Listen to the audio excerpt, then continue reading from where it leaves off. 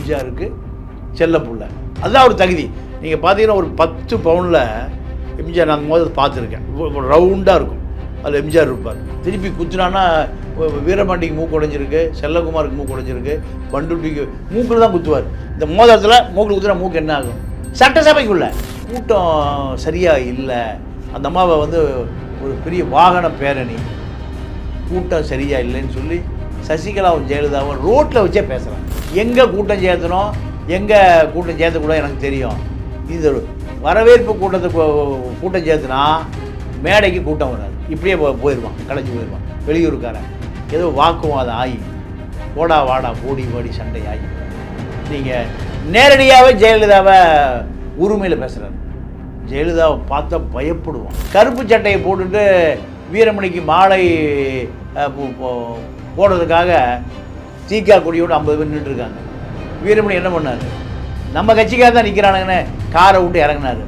காரை விட்டு இறங்கினா கல்லடி மண்ணடி கொடி திருப்பினா தடி அடித்து மண்டையை உடைச்சி போட்டாங்க. யாருக்கு? வீரமணி. வீரமணி தப்பிச்ச பொழைச்சன்னு ஏறி தப்பிச்சு போயிடுறாரு. இறுதி நாட்களில் அவர் இறந்த போது கூட அவர் மகன் வரவில்லை அப்படிங்கிற மாதிரி சொல்கிறாங்க. அதாவது இறந்துட்டாரு தகவல் கிடைக்குது.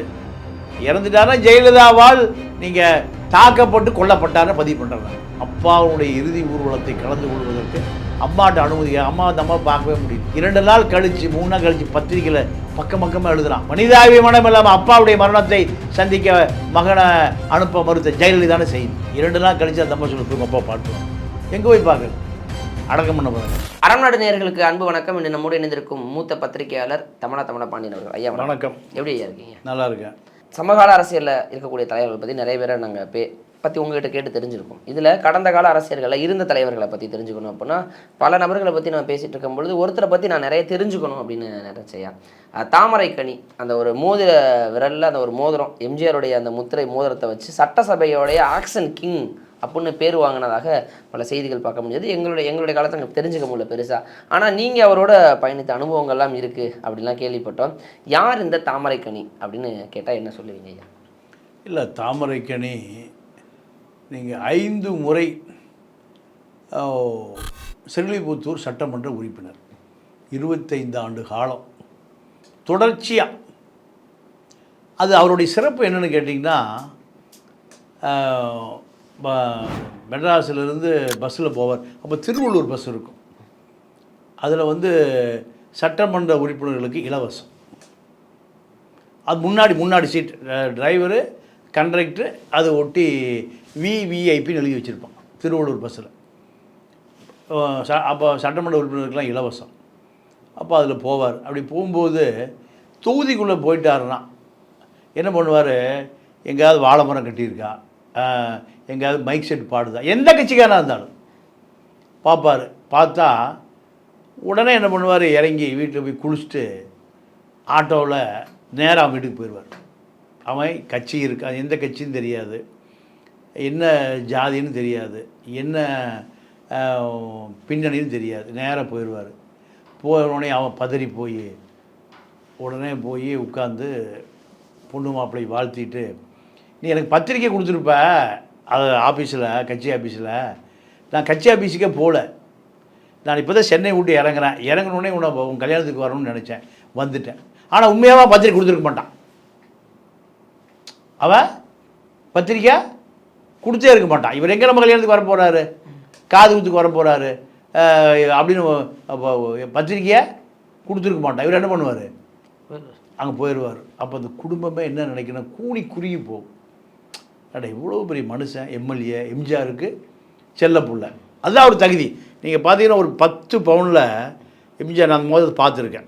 சோத்துக்கை தான் போட்டிருப்பார். ஆமாம், ரவுண்டாக இருக்கும், அதில் எம்ஜிஆர் இருப்பார். மோதிரம் திருப்பி குத்துனான்னா வீரபாண்டிக்கு மூக்கு உடைஞ்சிருக்கு, செல்லகுமாருக்கு மூக்கு உடைஞ்சிருக்கு, பண்டுட்டிக்கு மூக்கில் தான் குத்துவார். இந்த மோதிரத்தில் மூக்கில் குத்துனா மூக்கு என்ன ஆகும்? சட்டசபைக்குள்ள ரகுமான். ஏன்னா எம்ஜிஆரை இவர்கள் எல்லாமே எம்ஜிஆரை எதிர்த்து பேசுகிற ஆட்கள். எம்ஜிஆர் கோமாளி, நீங்கள் ஆண்மை இல்லாதவன், மலையாளி, இப்படின்னு பேசக்கூடிய ஆட்கள். அப்போ இந்த மோதிரம் அதுக்காகவே செஞ்சு எம்ஜிஆரை பற்றி யாராவது பேசுனா ஒரே மூக்கில் குத்துறதுக்கு தான் இந்த மோதிரமே போட்டிருக்குன்னு சொல்லுவார். இப்போ எனக்கு நம்ம நண்பர் வடிவேல் ராவண நண்பர், வடிவேல் ராவணனுக்கு ஒரு கட்சி சட்டமன்ற அலுவலகம் இப்போ இடிச்சிட்டாங்க. இப்போல்லாம் அந்த ஓமந்தூரா மருத்துவமனை இருக்குல்ல, அங்கே பக்கத்து ரூமு இவருடைய ரூம் தாமரக்கணி. அப்போ நாங்கள் உட்காந்து பேசிகிட்டு இருப்போம் சாயங்கால நேரம். ஆள் ரொம்ப தளர்ந்து போய், நீங்கள் வேட்டி ஒரு லுங்கி ஒரு துண்டு மேலே போட்டு உட்காந்துருப்பார், ஒரு பேப்பர் படிச்சுட்டு இருப்பார் வெளியில் காற்றுக்கு. ஆளை பார்த்தா சட்டமன்ற உறுப்பினர் சொல்லவே முடியாது. அந்த வேட்டி கீட்டி சட்டை கிட்டா ஜிப்பா கிப்பா எல்லாம் போட்டு கிளம்பும் போது தான் அப்போ சட்டமன்ற உறுப்பினர்களுக்கு சட்டமன்ற அலுவலகத்திலிருந்து எங்கள் எம்எல்ஏ ஹாஸ்டல்லேருந்து செக்ரட்டரிக்கு பஸ்ஸு இலவசம். அந்த பஸ்ஸில் ஏறி போவார். பெரும்பான்மையாக ரொம்ப எளிமையாக இருப்பார், மிக மிக எளிமை. நீங்கள் இவர் எப்படி அரசியலுக்கு வந்தார்னா 72க்கு முன்பு எம்ஜிஆர் ரசிகர்கள் பூரா தமிழ்நாட்டில் எம்ஜிஆர் ரசிகர்கள் பூரா விசில் அடித்தாங்க குஞ்சுன்னு சொல்லுவான். எம்ஜிஆர் படம் ஓடும்போது விசில் அடிப்பான், ஒய் ஒய் ஒய் ஒய் விசில் அடிப்பான். இவர்கள் தான் எம்ஜிஆர் ரசிகர்கள். அவனுக்கு பெருசாக அரசியல் தெரியாது. திமுகவில் இருந்த ரசிகர்கள் அவங்க தான். அப்போது கருணாநிதி என்ன பண்ணுறாரு, எம்ஜிஆர் ரசிகர்கள் எம்ஜிஆர் ரசிகர் மன்றம் வைக்கிறான். கருணாநிதி என்ன பண்ணுறாருன்னா எம்ஜிஆர்கிட்ட தந்திரமாக எம்ஜிஆர் ரசிகர் மன்ற ஒரு தனி அதிகார மையமாக மாறுது. அதனால் அது தயவுசெய்து கலைச்சிருங்க. திமுக மன்றம் எம்ஜிஆர் மன்றம் ரெண்டு மோதிக்குது. யார் சொல்கிறா? கருணாநிதி.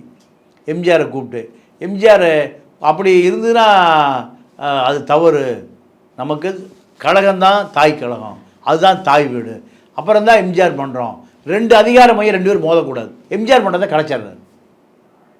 கலைச்ச உடனே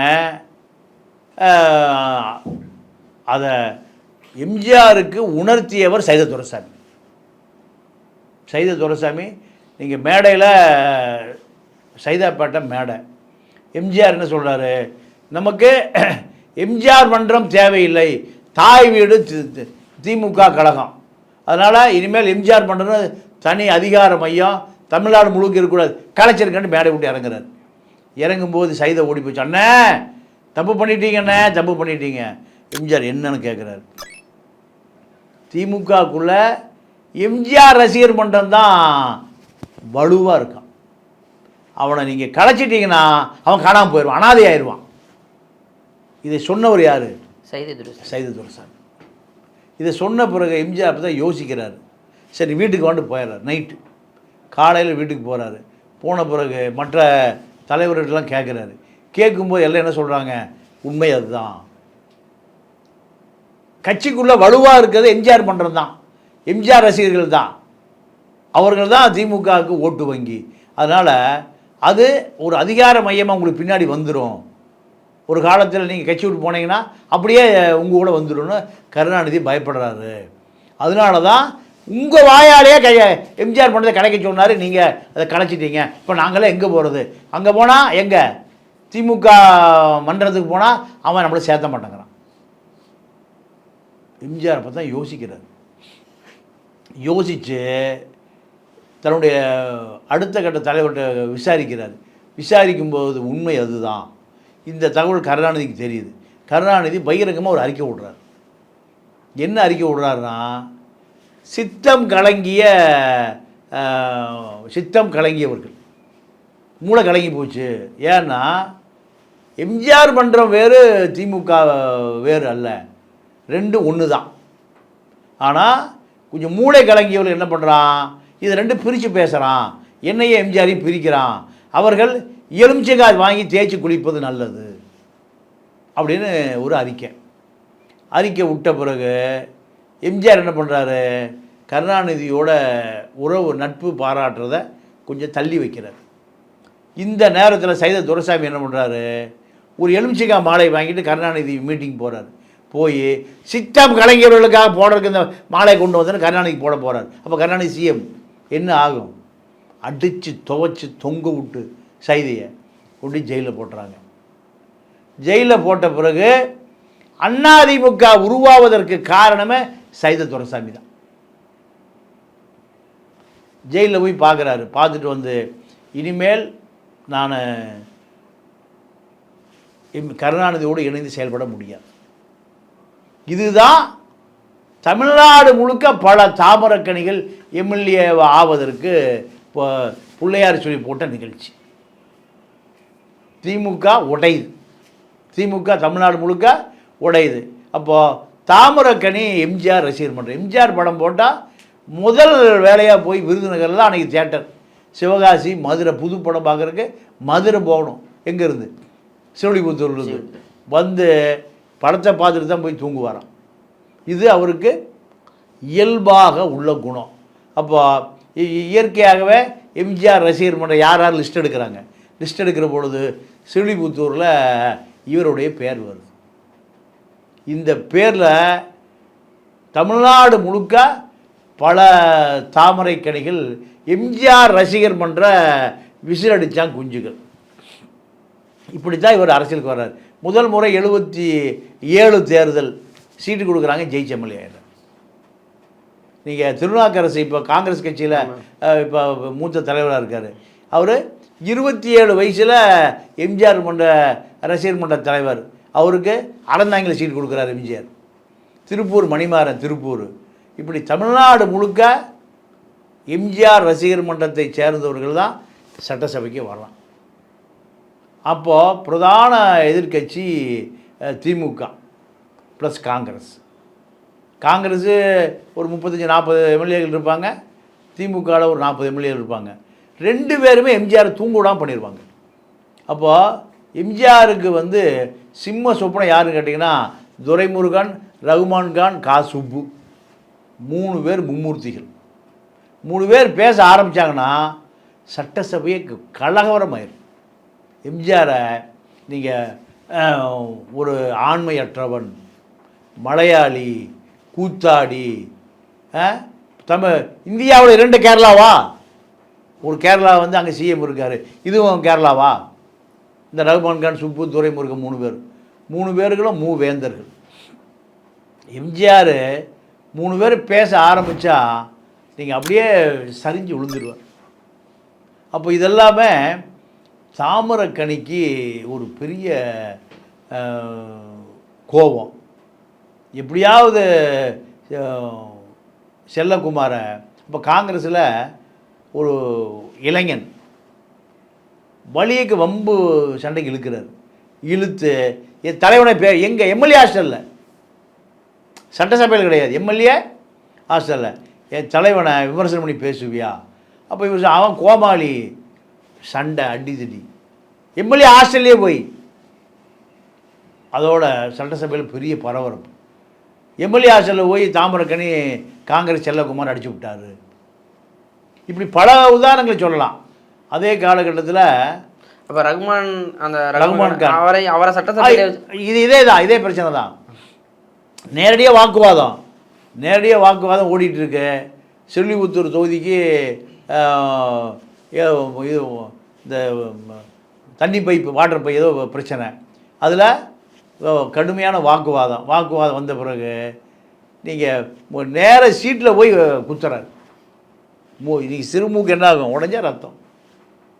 வீரபாண்டி ஆறுமுகம், சேலத்து சிங்கம், பண்டுட்டி ராமச்சந்திரன். இப்படி பல பேர் அடி வாங்காத ஆளுகளே இல்லை. பல அரசியல் ஜாம்பவான்களை கதற விட்டவர் தாமரக்கணி. நீங்கள் எம்ஜிஆரை பொறுத்த வரைக்கும் எம்ஜிஆர் கட்டுப்படுத்த முடியாத பல ஆட்கள் அவர் ஒருத்தர். நீங்கள் அதே போல் நான் இருந்த காலத்தில் எம்ஜிஆர் உயிரோடு இருந்த பொழுது நெகமம் கந்தசாமின்னு ஒருத்தர், நெகமம் நெப்போலியன். நெகமம் அவர் பங்கில் பொம்பளை புள்ள தான் வேலைக்கு இருக்கு. கற்பனை பண்ண முடியுமா? நீங்கள் எங்கன்னா பொள்ளாச்சி கோயம்புத்தூர் ஹைவே பொம்பளை பிள்ளைங்க தான் வேலை பார்ப்பாங்க. நீ வேலை பாரு. அப்போ சிசிடி கேமராலாம் கிடையாது. எவனா லாரி டிரைவர் பூரா முரட்டு பையன். லாரி டிரைவர், பஸ் டிரைவர்லாம் இல்லையா, பெண்கள் தான் அந்த பெட்ரோல் பங்கில் பெட்ரோல் போடுவாங்க, பணம் வாங்குவாங்க. எல்லாம் அதிமுக கொடி பறக்கும். இதுதான் அடையாளம். அதிமுக கொடி பறக்கும். இப்படி தான் ஒரு தாமரக்கணி இல்லை, தமிழ்நாடு முழுக்க பல மாவட்டங்களில் பல தாமரக்கணி. எம்ஜிஆர் மறைவு அவருக்கு ஒரு மிகப்பெரிய பின்னடைவு. எம்ஜிஆர் மறைவுக்கு பிறகு நீங்கள் பெரிய அளவில் அவரால் அரசியல் பண்ண முடியல. என்ன காரணம்னா, சசிகலா ஜெயலலிதாவிட்ட இவருக்கு சொந்த செல்வாக்கு ஸ்ரீவில்லிபுத்தூரில். இது ஜெயலலிதா தோத்தா கூட நான் ஜெயிப்பேங்கிறார். ஜெயலலிதா இந்த தகவல் வருது, உங்களை விட அவருக்கு பெரிய செல்வாக்கு, நீங்கள் எலெக்ஷன் தோத்தா கூட அவர் ஜெயிப்பார்.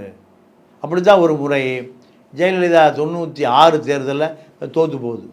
தோற்று போன பிறகு அவர் என்ன பண்ணுறாரு, அதிகமான ஓட்டு வாங்குறார். இது ஜெயலலிதாவுக்கு டெபாசிட் போது அவர் ஜெயிக்கிறார், சுயேட்சையாக நின்று. இதுதான் அவருக்கு மிகப்பெரிய செல்வாக்கு. இதுக்கு நடுவில் ஜெயலலிதா விட்டு அவர் வெளியேறார். ஏன் வெளியேறாருன்னா, மீண்டும் ஜெயலலிதா கூட இணைகிறாரு. அதான் இயக்கம் வந்து முன்பு தலைவர் இருந்ததை போல ஜானகி ஜெயலலிதா 2 உடையுது. உடைஞ்ச பிறகு நிறைய இடத்துல தோற்று போய் 26 சீட்டு தான் ஏடிஎம்கே ஜெயிக்குது. திமுக ஆட்சிக்கு வந்துடுது 89-91 காலகட்டத்தில். அதன் பிறகு நீங்கள் தாமரக்கணி பொறுத்தவரைக்கும் என்ன பண்ணுவாருன்னு கேட்டிங்கன்னா, அங்கேருந்து சபரிமலைக்கு நான் குறுக்கு வழியாக ரோடு கண்டுபிடிக்கிறேன்னு ஒரு 50 பேரை கூட்டிகிட்டு காட்டு வழியில் நடந்து போவார். நடந்து போய் சபரிமலைக்கு குறுக்கு வழி கண்டுபிடிக்கிறேன்னு பக்கமாக செய்தி வரும் பேப்பரில். தாமரக்கணியை பொறுத்த வரைக்கும் ஒரு அரசியலில் ஒரு பரபரப்பான அரசியல்வாதி. 2001 தேர்தலில் ஜெயலலிதா கூட்டிகிட்டு போய் ஒரு பெரிய பிரம்மாண்ட கூட்டம் ஏற்பாடு பண்ணுறார் ஸ்ரீவில்லிபுத்தூரில். அப்போது கூட்டம் சரியாக இல்லை, அந்த அம்மாவை வந்து ஒரு பெரிய வாகன பேரணி, கூட்டம் சரியாக இல்லைன்னு சொல்லி சசிகலாவும் ஜெயலலிதாவும் ரோட்டில் வச்சே பேசுகிறாங்க. இவர் எம்ஜிஆருடைய தொண்டை. ஜெயலலிதா அரசியலுக்கு வரதுக்கு முந்தைய நான் எம்ஜிஆர்கிட்ட அரசியல் கற்றுக்கிட்டவன். எங்கே கூட்டம் சேர்த்தணும், எங்கே கூட்டம் சேர்த்தக்கூடாது எனக்கு தெரியும். இது வரவேற்பு கூட்டம் சேர்த்துனா மேடைக்கு கூட்டம் வராது, இப்படியே போயிடுவான், கலைஞ்சு போயிடுவான். வெளியூருக்காரன் ஏதோ வாக்குவாதம் ஆகி போடா வாடா போடி வாடி சண்டை ஆகி நீங்கள் நேரடியாகவே ஜெயலலிதாவை உரிமையில் பேசுகிறார். ஜெயலலிதாவை பார்த்தா பயப்படுவான். ஜெயலலிதாவை பார்த்தா நீங்கள் கதி கலங்கிற காலத்தில் ஜெயலலிதாவை உரிமையில் பேசிய ஒரே எம்ஜிஆர் தொண்டை தாமரக்கணி தான். இது அந்த அம்மாவுக்கு தீராத வடுவாக போச்சு. 2001 அந்த தேர்தலில் தாமரக்கணியினுடைய மகன் ஐயா இவர் வந்து அப்பதான் விலகி அங்கேருந்து திமுக வந்துடுறாரு. திமுக வந்துடுறாரு.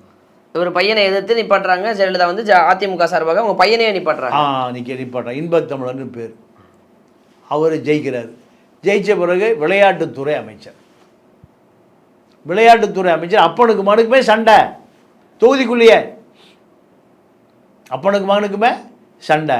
அப்போ இவரை என்ன பண்ணுறாங்க, அது ஸ்ரீவில்லிபுத்தூர் காவல்துறை அதிகாரி பல வழக்கு நிலுவையில் இருக்குது.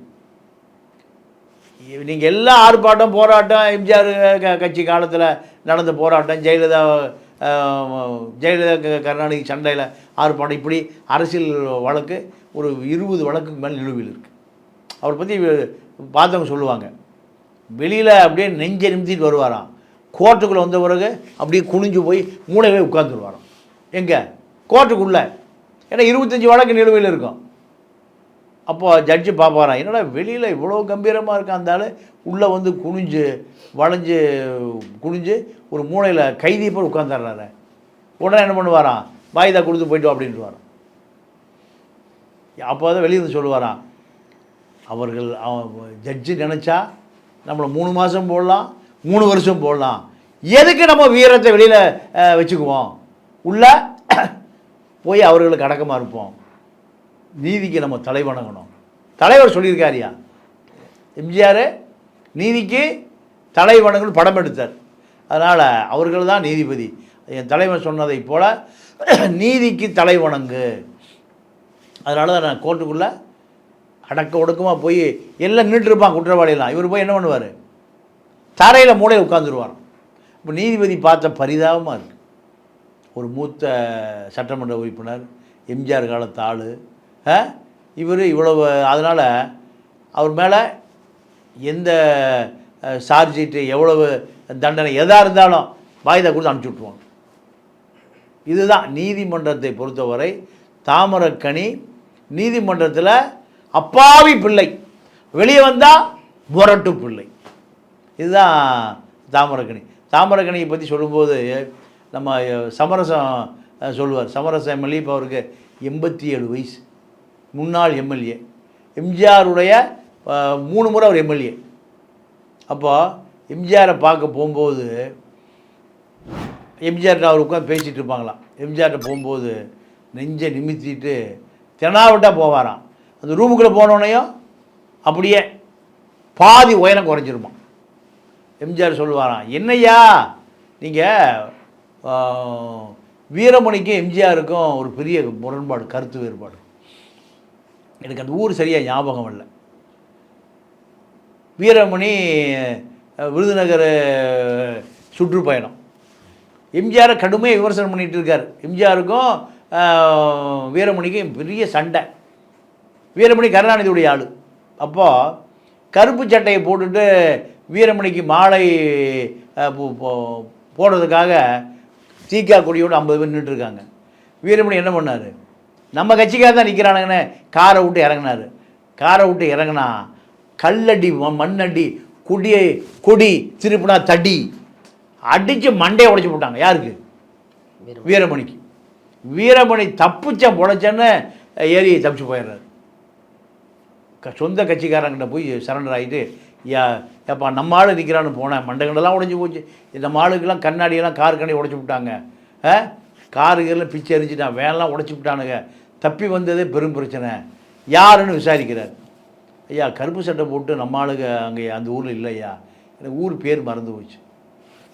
எம்ஜிஆர் உடனே அறிக்கை விடுறாரு, அதிமுக தொண்டை அப்படிலாம் பண்ண மாட்டான், வீரமணியால் பாதிக்கப்பட்ட தீக்காக்காரன் தான் அடிச்சு விட்டான். அப்புறம் காவல்துறை, உளவுத்துறை எல்லாம் வீரமணி ஆட்கள்லாம் விசாரித்து கருப்பு சட்டை 50 தொண்டர்களோடு நின்றவன் சட்டமன்ற உறுப்பினர் தாமரக்கனி.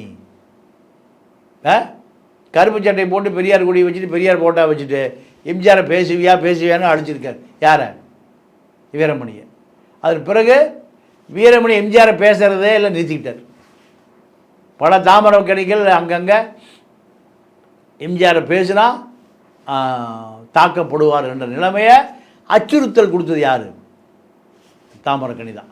இப்போ அதில் ஒரு பெரிய வேதனை என்னென்னா, தாமரக்கனி மகன் இன்ப தமிழன் 2 பேரும் 2 துருவங்களாக இருக்காங்க. அப்பா மகனும் ஒரே வீட்டிலேருந்து 2 பேர் வெளியேறிட்டாங்க, 2 பேர் பேசிக்கிறது இல்லை. இறுதி நாட்களில் அவர் இறந்த போது கூட அவர் மகன் வரவில்லை அப்படிங்கிற மாதிரி சொல்கிறாங்க. அதாவது இறந்துட்டார் தகவல் கிடைக்குது. இறந்துட்டாருன்னா ஜெயலலிதாவால் நீங்கள் தாக்கப்பட்டு கொல்லப்பட்டார்னு பதிவு பண்ணுறேன் நான். ஏன்னா எம்ஜிஆருடைய சிஷியன், எம்ஜிஆரை தவிர யாருக்கும் தலை வணங்காதவர். ஜெயலலிதாவுக்கு அவர் தலை வணங்கலை.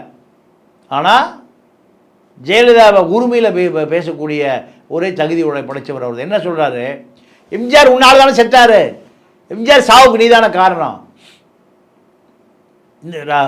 ராஜீவ்காந்திகிட்ட போய் எம்ஜிஆருக்கு வயசாகி போச்சு, முதலமைச்சர் நாற்காலி எனக்கு வேணும், நீ தானே போய் எம்ஜிஆரை ரொம்ப கடைசி காலத்தில் வேதனைப்படுத்தின, சோதனைப்படுத்தின, ஆச்சா போச்சான்னு கண்ணாவிடான்னு திட்டார் எல்லா பப்ளிக் முன்னாடி.